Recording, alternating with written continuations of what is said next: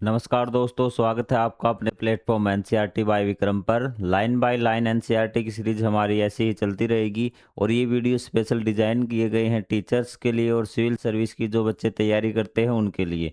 तो चलिए शुरुआत करते हैं। अब तक हमने पढ़ लिया था मीटर, किलोमीटर, मिलीमीटर के बारे में कि किस प्रकार से हमने उनकी डिस्कवर किया था, और पूरे वर्ल्ड वाइड जो उनका साइज है वो एक ही रहेगा, चाहे किसी प्रकार का स्केल हो। क्योंकि जब हम बॉडी पार्ट से जो डिस्टेंस मेजर करते थे, लंबाई मापते थे, तो उससे क्या होता था कि बहुत ज़्यादा डिस्टरबेंस होता था कि लोगों के जो ये बॉडी पार्ट्स हैं इनका साइज अलग अलग है, तो कोई भी चीज़ फिट नहीं बैठ रही थी। तो हमने बनाया एक इंटरनेशनल सिस्टम ऑफ यूनिट जिसको बोलते हैं एसआई यूनिट। और एसआई यूनिट हमने लंबाई के लिए मेजर की है, जो रखी है वो आपकी है मीटर। मीटर, सेंटीमीटर, मिलीमीटर के बारे में आप पूरी तरह जान चुके हैं। तो आज हमें पढ़ना correct way of measuring length, कि हमें हमारे पास स्केल है, बिल्कुल कि हमारे पास हमने स्केल बना लिया है, लेकिन हम देखना है कि स्केल का प्रयोग किस प्रकार से करना है। कभी स्केल होते हुए भी तो हम न गलती कर दें। तो चलिए शुरुआत करते हैं। For measuring any length we need a appropriate scale. किसने कहा कि अगर हमें कोई भी लंबाई है वो मेजर करनी है तो हमें अप्रोप्रिएट स्केल चाहिए, कि जो आपको लंबाई नापनी है उसको नापने वाला स्केल है या नहीं। यदि आपका स्केल का टाइप दूसरा है तो आप नापने में गलती कर देंगे। For example, if you want to measure the length of your pencil, यदि आपको आपकी पेंसिल की, पेन की या किसी छोटे ऑब्जेक्ट की लेंथ नापनी है, तो you may use a 15 centimetre scale, की आप 15 सेंटीमीटर वाला स्केल यूज करें। Similarly if the height of the room is to be measured you may need a metre scale और ए मेजरिंग टेप। या तो आपको मीटर वाला स्केल चाहिए जिसपे पूरा 1 मीटर वाला स्केल चाहिए, क्योंकि आपको क्या नापनी है, एक दीवार की हाइट नापनी है। 15 सेंटीमीटर वाले से क्या है कि आपकी एक्यूरेसी इतनी ज़्यादा नहीं आएगी, उसमें डिस्टरबेंस आपका हो जाएगा। या फिर आपको मेजरिंग टेप चाहिए। You can directly measure the girth of the tree and size of the chest using a metre scale. आपका जो मीटर स्केल होता है ना, वो क्या होता है, स्टिप होता है, बिल्कुल इसकी तरह भी वो मुड़ता आपका नहीं है, बैंड नहीं होगा। तो उससे आप अपनी जो मोटाई है या अपनी चेस्ट की जो चौड़ाई है वो नहीं नाप सकते। तो उसके लिए आपको क्या चाहिए, पेड़ की मोटाई का एग्जाम्पल दिया है, तो उसके लिए आपको क्या चाहिए, for such measurement flexible measuring tape. Flexible measuring tape मतलब कि जो लचीली वाली भी, जो मुड़ तुड़ सकती हैं, वो आपकी टेल, जैसे आपने देखा होगा सच ए टेलर्स टेप मोर स्टेबल। तो उस प्रकार की जो टेलर के पास होते हैं, जो इस प्रकार आपको देखा हो कंधे पे डाल के रखता है, तो वही जो आपके घर में भी होगा, इंची टेप जिसको बोलते हैं। तो उस प्रकार का मेजरिंग स्केल आपको चाहिएगा।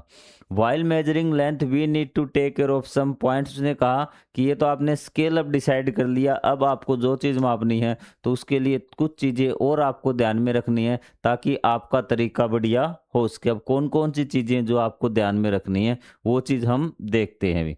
तो सबसे पहले what is the correct way to place the scale, कि स्केल को जब हम कोई चीज़ मापते हैं तो स्केल तो रखेंगे ही, तो वो रखने का सही सबसे एक्यूरेट तरीका क्या है। वो तरीका देखिए, ये दिखा गया कि ये हमने मान लीजिए कि येलो वाला कार्ड हमें मापना है, तो जहाँ जीरो स्टार्ट हो रहा है ना, उस प्रकार से दोनों तरफ से ऐसे मैच होना चाहिए, बिल्कुल सीधी लाइन, इस प्रकार से नहीं होना चाहिए। ये आपका गलत तरीका है। Place the scale in contact with the object along the length as shown in figure. जैसा कि इसमें दिखा गया, मैंने आपको बता दिया किस प्रकार से सीधी लाइन में आपको जो चीज़ नापनी है वो स्केल आपका बिल्कुल स्ट्रेट होना चाहिए। ये चीज़ें क्लियर हुई आपको।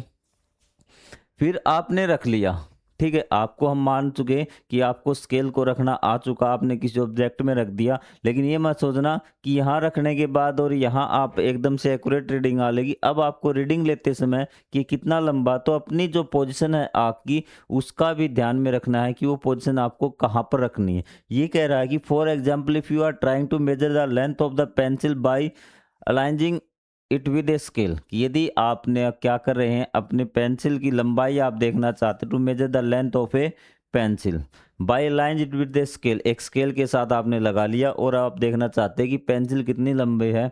The position of your I should be directly above the tip of the pencil. जो आपकी पोजिशन, अपनी आँख की जो पोजिशन होगी वो बिल्कुल सामने होनी चाहिए आपकी पेंसिल की निब के भी। अब देखिए कैसे होनी चाहिए, मैं आपको दिखा देता हूँ जल्दी से। ये आपकी पेंसिल है, तो ये कहता है कि यहाँ से,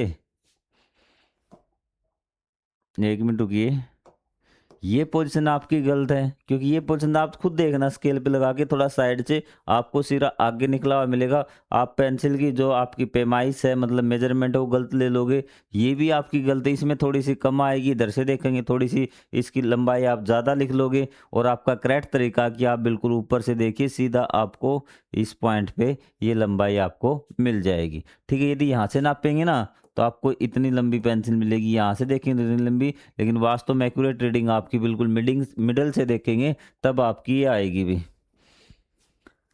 how to measure the length if the ends of the scale are broken. इसने कहा कि यदि स्केल टूट जाए हमारा स्टार्टिंग से थोड़ा सा पॉइंट, या फिर उसकी जीरो पॉइंट पे हमें रखना होता था ना, मान लीजिए कि जीरो पॉइंट पे हमने रखा होता, यहाँ तक स्केल हमें दिखाई ही नहीं दे रहा कुछ, यहाँ इस प्रकार से टूट गया, इस प्रकार से टूट गया, तो क्या हम ये काम आ सकता है हमारा? तो वही बात इसने ये पूछ रहा है यहाँ पे भी।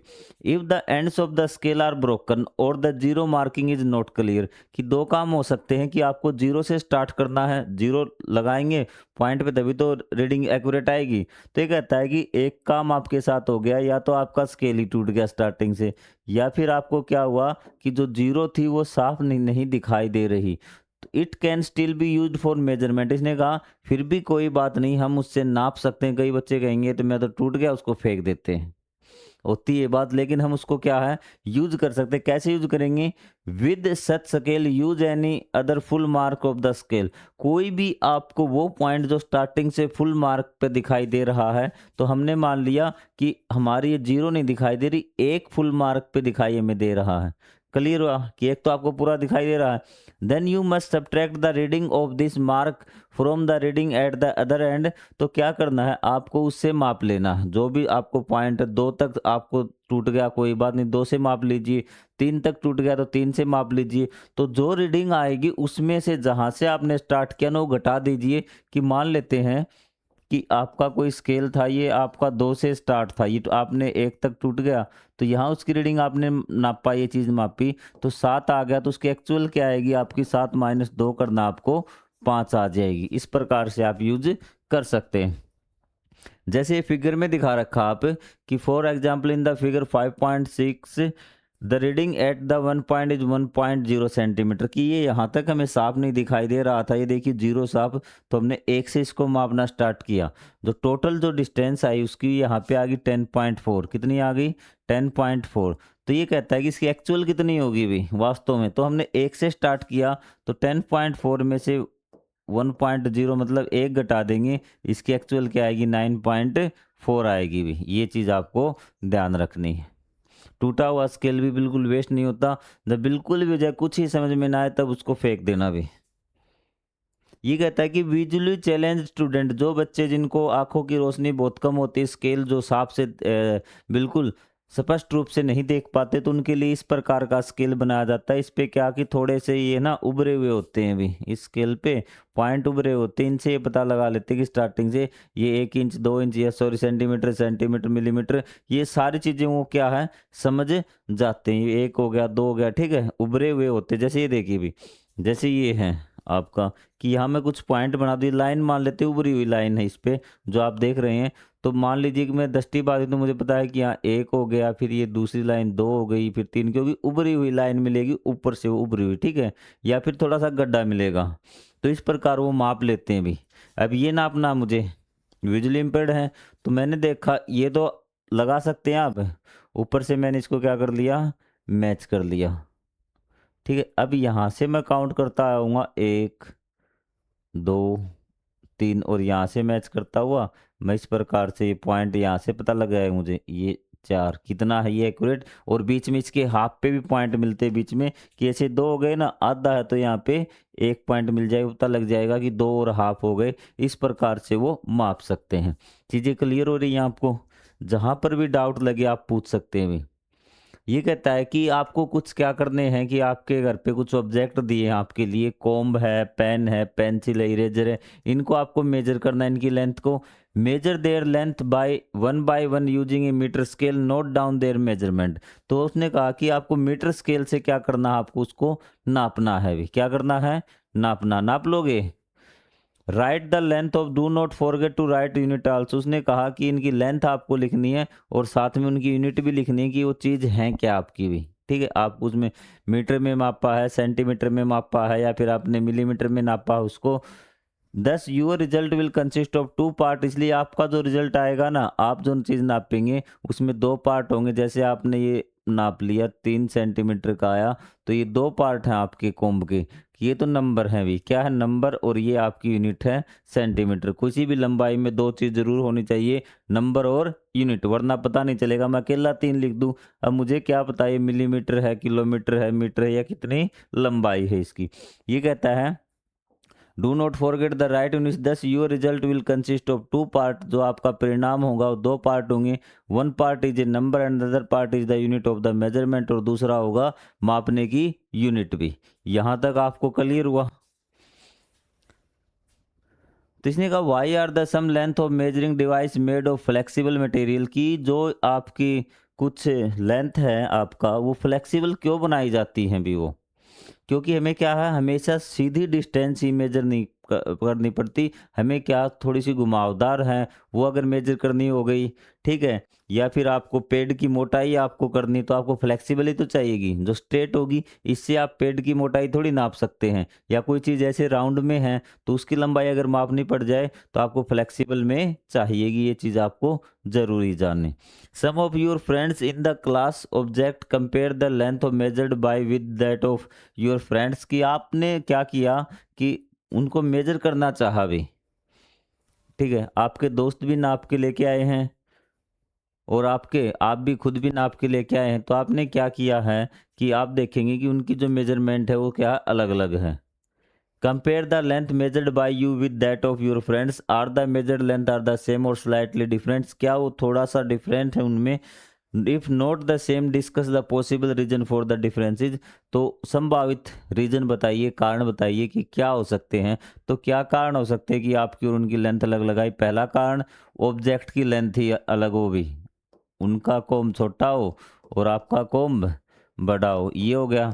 दूसरा कारण, जो आपको रीडिंग लेते समय आपने क्या कर दी, गड़बड़ कर दी, जो आई को सही प्लेस पे नहीं रखा, ठीक है। मेनली कारण आपको यही लिखना है कि ऑब्जेक्ट में डिफरेंस होगा, क्योंकि आपको हम वो पहले सिखा चुके किस प्रकार से मेजर आपको करना है भी।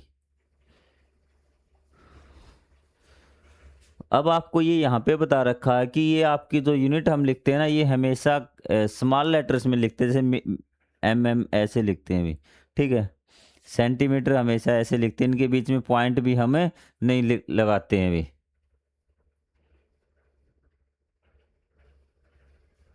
क्लियर हुई चीजें, ये आगे बढ़ते हम।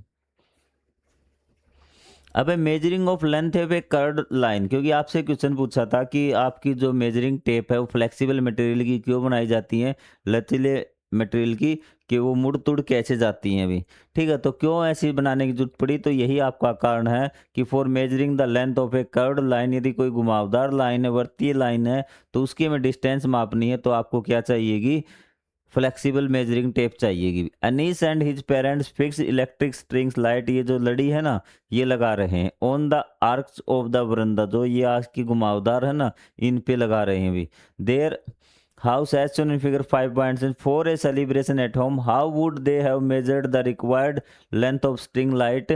अब उन्हें ये चाहिए कि जो ये लड़ियाँ लगाएंगे वो कितनी लंबी हो, इनको कैसे मापे भी। दो दो तरीके इन्होंने यहाँ पे बताए। पहला तरीका कि आप फ्लेक्सिबल टेप लीजिए और उसको इस प्रकार से माप लीजिए। यदि आपके पास फ्लेक्सिबल टेप नहीं होता, क्या करेंगे कि आप एक रस्सी लीजिए या धागा लीजिए, उसको नाप लीजिए, धागे को तो नाप सकते हैं, और फिर क्या कीजिए, जो आपका ये मेजरिंग लेंथ स्केल तो होगा ना, इस स्केल से उसको सीधा कर लीजिए रस्सी को, और उस रस्सी को माप लीजिए, इसके बराबर आपकी आ जाएगी भी, ठीक है। या फिर आपके पास फ्लेक्सिबल स्केल होना चाहिए भी। In the case of curved line measurement can be made with the help of a flexible measuring tape, या तो आपके पास ये होनी चाहिए, या फिर by using a thread as shown in figure 5.8, जैसा कि आपका 5.8 में दिखाया गया है कि किस प्रकार से आपके the thread can be, thread मतलब धागा भी, strand and its length can be measured using metre scale. अब इसको क्या कर सकते हैं, सीधा हम कर सकते हैं और मीटर स्केल वाले से हम यूज कर सकते हैं। इसने ऐसे फ्लेक्सिबल दिखा दिया, आपको मीटर स्केल क्या मिलेगा, सीधा मिलेगा इस प्रकार का। क्या मिलेगा, इस प्रकार का मिलेगा। धागे को आप सीधा कर लीजिए इसके ऊपर और आप माप लीजिए भी। अब डिस्क्राइबिंग पोजीशन, अब हमें क्या करना है, पोजीशन बतानी किसी व्यक्ति की कि पोजीशन कहाँ पर वो व्यक्ति है। थोड़ा सा पार्ट रहता है आपका, अभी मैं इसको क्लियर कर देता हूँ। जो भी चीज़ में आपको डाउट हो वो आप पूछ सकते हैं। One day teacher inform her student that she has plan an educational visit to a nearby garden. तो कह रहा है कि एक दिन उनके टीचर ने उनको क्या किया, इन्फॉर्म किया कि हम क्या करते हैं कि एजुकेशनल विजिट करते हैं, एक शैक्षणिक यात्रा या भ्रमण हम करते हैं। कहाँ पे, नियर बाई गार्डन में, जो हमारे स्कूल के पास ही गार्डन, उसके मोहल्ले जहाँ पे होगा वहाँ पे, स्कूल के आसपास ही वो कोई गार्डन था। She ask the student reach there directly in the morning. उसने कहा कि वही पहुंच जाना सीधा गार्डन में, स्कूल में आने की आपको आवश्यकता नहीं है। ठीक है, जनरल डिस्कशन है, आपके काम की बात नहीं है। अभी Deepa and her friends are start discussing garden would be closer than their school or father. तो इसने कहा कि अब जो रीमा और उनके दो दोस्त थे ना, 500 दोस्त थे, वो डिस्कस करते हैं कि स्कूल की जो गार्डन है वो स्कूल से नज़दीक पड़ेगा या दूर पड़ेगा। भी क्लियर हुई चीज़ें। तब कहता है कि तस्नीम और पद्मा वो कहते हैं कि हमसे तो नज़दीक पड़ेगा। दीपा और अनीस कहते हैं कि नज़दीक पड़ेगा, और हरदीप कहता है कि मेरे तो बराबर ही पड़ेगा, न नज़दीक न दूर। तो कौन झूठ बोल रहा है और कौन सच, इसका फैसला हम अभी कर देते हैं। आप देखिए एक बार, बस स्टैंड है ये, आपकी डिस्टेंस है भी। ठीक है, ये सभी के घर हैं, और आप देख लीजिए एक बार, ये गार्डन है और ये आपका इनका स्कूल है, और सभी के बीच में डिस्टेंस मान लेते हैं एक एक एक एक एक, इनके बीच में बराबर ही डिस्टेंस है। सबसे पहले हम दीपा को देखते हैं कितने किलोमीटर, किलोमीटर मान लीजिए इसको अप्रोक्सीमेट, कि स्कूल के लिए इस साइड उसको 1 किलोमीटर चलना पड़ेगा। लेकिन अगर उसको ग्राउंड में जाना है तो कितने किलोमीटर, 1 2 3 4 5, 5 किलोमीटर। तो दीपा के जो आपका ये क्या हो गया, गार्डन फार हो गया। ठीक है भाई। उसके बाद अनीस, अनीस को क्या है, ए लिख देता हूँ कि अनीस को अगर स्कूल में जाना है तो 1 2, सिर्फ 2 किलोमीटर चलना पड़ेगा। लेकिन यहाँ जाने के लिए 1 2 3 4, 4 किलोमीटर जाना पड़ेगा उसको, तो इसके लिए फार हो गया। अब हम बात करते हैं हरदीप की। हरदीप को स्कूल में पहुँचने के लिए 1 2 3, कितना, 3 भी। हरदीप को कितना, 3 किलोमीटर। यदि इसको वहाँ पहुँचना तो 1 2 3 बराबर है।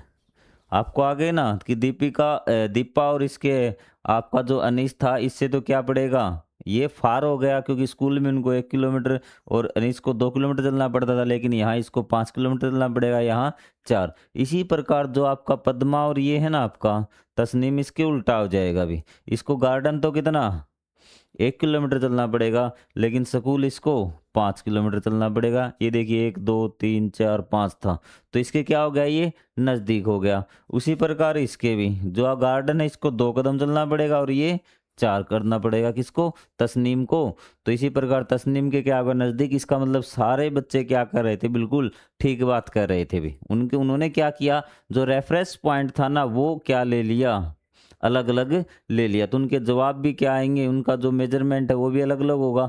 अलग अलग होने के कारण उनके चीज़ें अलग अलग वक्तव्य उन्होंने दिए हैं। अब देखिए, अब अगर वो रेफरेंस पॉइंट लेते बस स्टैंड का, क्या लेते सभी, बस स्टैंड का, कि बस स्टैंड से ये बताइए कि जो ये गार्डन है, गार्डन दूर है या फिर आपका स्कूल दूर है बस स्टैंड से भी, किससे, बस स्टैंड से। तो वो देखते बस स्टैंड ये रहा और स्कूल ये रहा।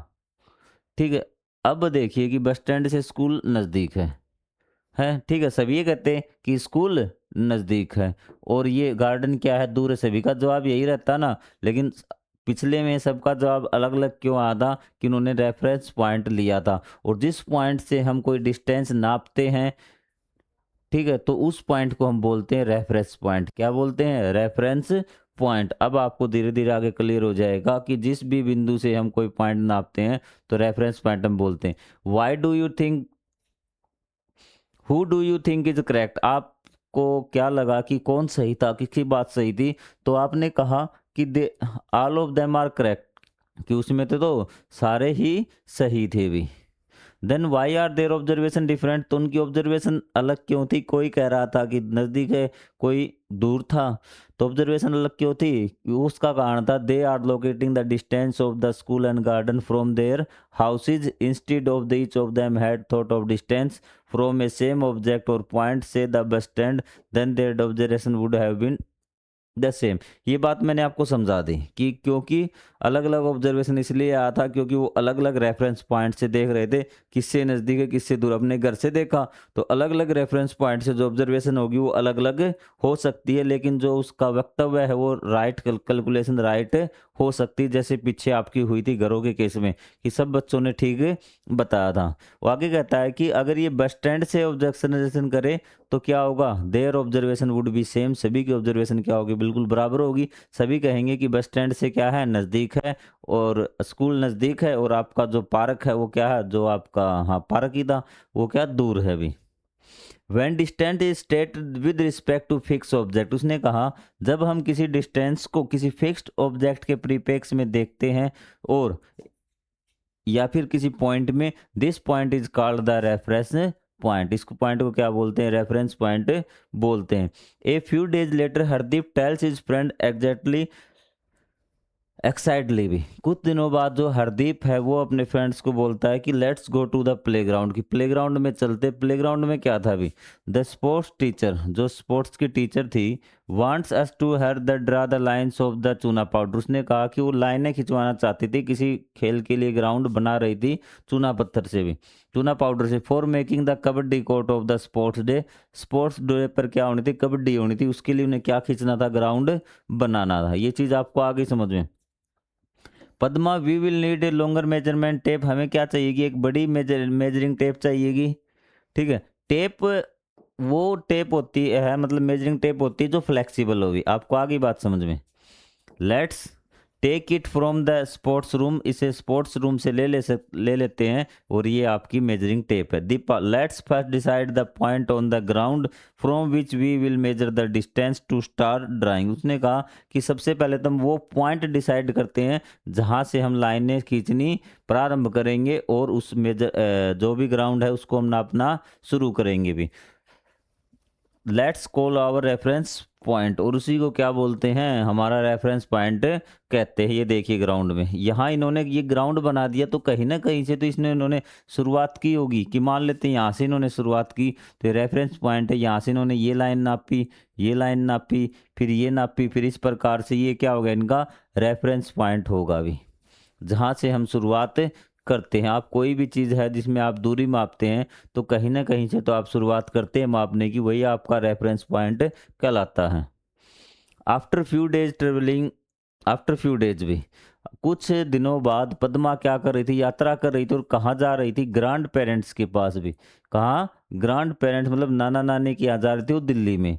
सी was eager to reach Delhi and was reading the kilometre stone on the side of the road, और वो क्या कर रही थी? दिल्ली पहुँचने के लिए बड़ी जल्दी पहुंचना चाहती थी, और मतलब नाना नानी के घर की जल्दी से मैं नाना नानी के घर पहुंच जाऊं। और वो क्या है कि रोड के किनारे इस प्रकार के स्टोन लगे होते हैं, वो देख रही है भी वो। ठीक है, फिर ये 70 का आ गया, फिर इससे कम का आएगा, इसका मतलब क्या? वो दिल्ली के नज़दीक पहुंच रही है। वो on the 1 kilometre stone it is was written Delhi 70 kilometre, एक पे लिखा होता दिल्ली 70 किलोमीटर, ये आपने देखा। Further on the next kilometre stone the Delhi 60 kilometre, फिर उसने देखा अगले पे लिखा हुआ था 60 kilometre. Each kilometre stone indicate the she was getting closer to her grandparents out house. तो इसका मतलब कि हर एक जो पत्थर है वो जैसे जैसे आ रहा था तो उसको भी समझ में आ रहा था कि अब नानी का घर नज़दीक आ रहा था, क्योंकि पहले 70 किलोमीटर दूर थे, 70 किलोमीटर दूर थे, फिर 60, अब 50, अब 40, 30, 20, 10 नानी। क्लियर हुई बात? आप में भी बहुत से बच्चे नानी के घर जाना चाहते होंगे। These kilometre stone indicates her distance from Delhi, जो ये किलोमीटर के जो स्टोन है ना, ये देखिए दिख रहे हैं आपको, ये क्या कर रहे हैं? आपका दिल्ली से डिस्टेंस को दिखा रहे हैं कि दिल्ली से ये कितनी दूर है, तो दिल्ली के बता रहे हैं ना। और ये आपके सारे क्या हैं? रेफरेंस पॉइंट है। ये भी यहाँ से दिल्ली मापी गई है, तो ये इससे है, ये 60 है, ये इससे भी। These kilometer stone indicating her distance from Delhi. So Delhi is the reference point in this situation. हाँ सॉरी, थोड़ा सा उल्टा बोल गया मैं। उल्टा मतलब बद्दा गाली वगैरह नहीं दी, कि जो रेफरेंस पॉइंट क्या है, दिल्ली है। दिल्ली से हम इनकी डिस्टेंस मेजर करें, दिल्ली से कितनी दूर है भी। उल्टा भी हो सकता है, ये भी रेफरेंस पॉइंट हो सकते हैं कि इनसे दिल्ली कितनी दूर है। What do such stone away, how do Padma conclude that she was getting closure distance. तो ये पॉइंट है, ये इशारा कर रहे हैं कि दिल्ली कितनी दूर है, और वो दिख रही थी कि इनकी दूरी कम होती जा रही है, तो दिल्ली नज़दीक आती जा रही। इस प्रकार से पद्मा को पता लग चुका था। If the kilometer stone reads 70 kilometer as shown in figure, we can say that position of Padma is 70 kilometer from Delhi. तो यदि उस पे 70 किलोमीटर लिखा हुआ है इस पे, तो इसका मतलब दिल्ली 70 किलोमीटर दूर है पद्मा से। पद्मा दिल्ली से 70 किलोमीटर दूर है। फिर उसका अगला आया, तो अगला क्या आया, 60 किलोमीटर। इसका मतलब the position of Padma 60 kilometre वो रह गई। इस प्रकार धीरे धीरे उनकी डिस्टेंस दिल्ली से कम होती जा रही है। Does means that position of Padma with respect to reference point is changing with time. तो इससे हमें ये पता चला कि जो पद्मा की पोजीशन है वो विद रिस्पेक्ट टू टाइम बदल रही है रेफरेंस पॉइंट से भी। तो रेफरेंस पॉइंट आपका चाहे क्या था, दिल्ली। तो दिल्ली ये पद्मा आ रही है भी, क्या आ रही है, पद्मा आ रही है बस में बैठकर भी। ठीक है, इस सीट पे पद्मा बैठी है, तो इसकी पोजीशन बदल रही है ना। पहले ये 70 थी, फिर 60 हो गई, फिर 50 हो गई। मतलब हर पॉइंट पे इसकी पोजीशन बदल रही है, समय के साथ साथ ये नज़दीक आ रही है। When the does the position and object change with respect to reference point, does it change when इसने सीधी सी मैं बताता हूँ कि कब वो बदलती है। तो इसने कहा कि जब किसी भी ऑब्जेक्ट की रेफरेंस पॉइंट के रिस्पेक्ट में समय के साथ, मतलब जैसे जैसे समय बीत रहा है, रेफरेंस पॉइंट आपका दिल्ली हो गया, तो ये पद्मा की जो दूरी है ना, ये बदल, चाहे बढ़ रही हो चाहे घट रही हो, अगर बदल रही हो ना, तो उसका मतलब है कि वो आपकी पद्मा क्या है, इसके रिस्पेक्ट में मोशन में है भी। किस में है, मोशन में है, गति में है। यही चीज आपको समझा रहा था। अब देखिए भी, मोशन हमें पढ़ने के लिए दो चीजों का हमें चाहिएगा। एक आपको रेफरेंस पॉइंट जरूर जरूर चाहिएगा, क्योंकि रेफरेंस पॉइंट के बिना चीजें नहीं होंगी भी। ये देखिए, ये आपकी वो बस है और ये आपकी दिल्ली है। यहाँ पे मैंने दिल्ली रेफरेंस पॉइंट मान लिया। जो बस में जो भी चीज़ है वो क्या, दिल्ली के रिस्पेक्ट में मोशन में है, क्योंकि वो दिल्ली के रिस्पेक्ट में उसकी पोजीशन बदल रही है समय के साथ। लेकिन ये देखिए कि यहाँ पे ये व्यक्ति बैठे हैं इन सीटों पे, तो ये बताइए कि इसके रिस्पेक्ट में क्या इस व्यक्ति की पोजीशन बदल रही है। ये बस में बैठा हुआ, बस चल रही है, लेकिन इनकी बीच की डिस्टेंस हमेशा क्या रहती है, समय के साथ सेम रहती है। इसलिए इसके रिस्पेक्ट में ये मोशन में नहीं है। आपको आगे बात समझ में, हाँ, बाहर की कोई भी चीज़ देख लीजिए आप, बाहर पेड़ खड़े हैं या और कुछ खड़े हैं, ये बस दूर जा रही है, तो इनके बीच की डिस्टेंस है वो क्या हो रही है, बढ़ रही है। चाहे वो घट रही हो चाहे बढ़ रही हो, तो इसका मतलब क्या है, वे मोशन में है, एक दूसरे के रिस्पेक्ट में, सापेक्ष में इसको हिंदी में बोलते हैं।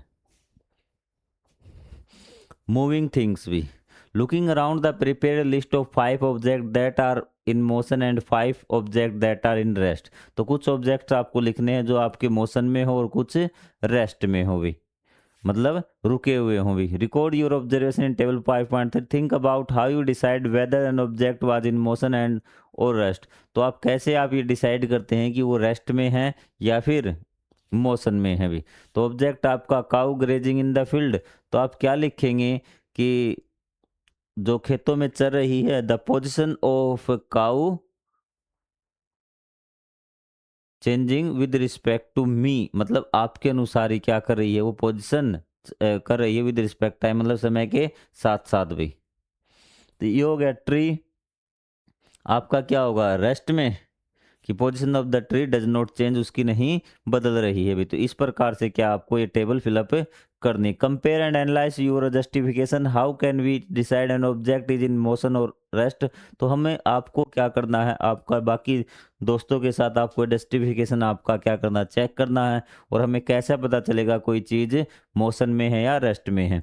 N object is said to be in motion and if its position changes with respect to time, if object is not changing its position with, इसने कहा कि an object is said to be in rest या motion, एक object को motion में कहा जाएगा if its position changes with respect to reference point, यदि रेफरेंस पॉइंट के साथ इसकी जो कोई भी रेफरेंस पॉइंट आपको मानना पड़ेगा, उस रेफरेंस पॉइंट से हम देखेंगे कि इसकी जो आपकी डिस्टेंस है वो चेंज हो रही है या नहीं हो रही। डिस्टेंस मान लो, चाहे आप पोजीशन मान लो भी, ठीक है। If an object is not changing its position with respect to the reference point, आपका जो पॉइंट आपने मानना है उससे सापेक्ष में क्या है कि वो मूव नहीं कर रही है, तो इसका मतलब वो क्या है, वो रेस्ट में, it is said to be in rest, जैसा कि आपको बस में एग्जांपल दिया था अभी। ये आपको मैंने बता दिया, बस वाली बात बता रखी है कि जो आपके बस में जो यात्री है ना, चाहे आप हवाई जहाज में लगा लीजिए, चाहे जो यात्री हो, एक दूसरे के सापेक्ष में क्या है, रेस्ट में नहीं होते, वो क्या होते हैं, मोशन में, सॉरी रेस्ट में होते हैं, क्योंकि उनकी जो समय के साथ पोजीशन नहीं बदलती, वो एक ही पोजीशन पे रहते हैं अभी। वैसे तो हम सब भी मूव कर रहे हैं पृथ्वी पे, क्या कर रहे हैं, पूरी पृथ्वी पे हम क्या कर रहे हैं, मूव कर रहे हैं। आपको पता है कि पृथ्वी ऐसे ही मूव कर रही है, रोटेशन भी है और रिवोल्यूशन भी है, दोनों प्रकार से। तो हम रेस्ट में कैसे हैं, ये पंखा, पेड़, सब कुछ, पहाड़ वगैरह क्या सारे मोशन में है, लेकिन हमें पता है कि हमारे रिस्पेक्ट में या फिर पृथ्वी पर किसी अन्य चीज़ के रिस्पेक्ट में वो क्या है, उनकी पोजीशन चेंज नहीं हो रही, इसलिए क्या है, वो रेस्ट में है भी, ठीक है। लेकिन अगर आप बाहर चले जाएंगे पृथ्वी से भी, मतलब कि इन्वायरमेंट, आप अंतरिक्ष में चले जाएंगे, तो आप देखेंगे कि चाहे आप हिमालय पर्वत ही ले लीजिए भी, ठीक है। जैसे ही आप मान लीजिए ये पृथ्वी है और यहाँ पे आपका हिमालय पर्वत है, और यहाँ पे पहुँच गए भी, तो ये पृथ्वी मूवमेंट करेगी ना, घूम रही है, तो ये आपसे दूर जाएगी। तो दूर जाने के कारण क्या होगा कि हिमालय पर्वत भी मोशन में आ जाएगा भी। लेकिन अब आप क्या है, अब यहाँ पे खड़े, मान ली हिमालय पर्वत के गंगा के मैदानों में रहते हैं, अब आपके बीच में जैसे जैसे ये मूव हो रहा है ना, तो दोनों चीज़ें भी तो मूव हो रही है, आपके और हिमालय के बीच में जो डिस्टेंस है वो सेम रह रही है, इसलिए हिमालय को हम क्या बोलेंगे, रेस्ट में बोलते हैं। आपको कंसेप्ट क्लियर हुआ? कोई भी डाउट हो आप पूछ सकते हैं भी। अब आपके लिए एक क्वेश्चन है, और ये क्वेश्चन ये बताया गया है कि आप समुंदर में एक जहाज में हैं और आप उसमें बैठे हुए हैं चारों तरफ से, और पानी बिल्कुल शांत है, और ये पता नहीं लग रहा आपको जहाज चल रहा है या नहीं चल रहा, और कंडीशन ये है कि जहाज बंद है चारों तरफ से, आप बाहर नहीं देख सकते ऐसे जाग कर कि, और न ऊपर छत है, मतलब आपका बंद कमरा है, उसमें शीशे भी आपके कवर्ड हैं, आपको बाहर कुछ नहीं दिखाई दे रहा, आपको सिर्फ अंदर बैठ के ये पता लगाना है कि जहाज चल रहा है या नहीं चल रहा। आप कमेंट में ज़रूर बताइए। अगले में हम इसका सोल्व करेंगे, और इसको हम क्या करेंगे, टाइप ऑफ मोशन पढ़ेंगे भी। क्लियर चीज़ें? तो अगर यहाँ तक कोई डाउट है तो आप कमेंट बॉक्स में ज़रूर पूछें, और आप ज़रूर बताएं कि आपको कैसा पता चलेगा कि वो जहाज़ चल रहा है या फिर नहीं चल रहा। तो मिलेंगे अगले पार्ट में, तब तक के लिए जय हिंद, जय Bharat, thank you very much.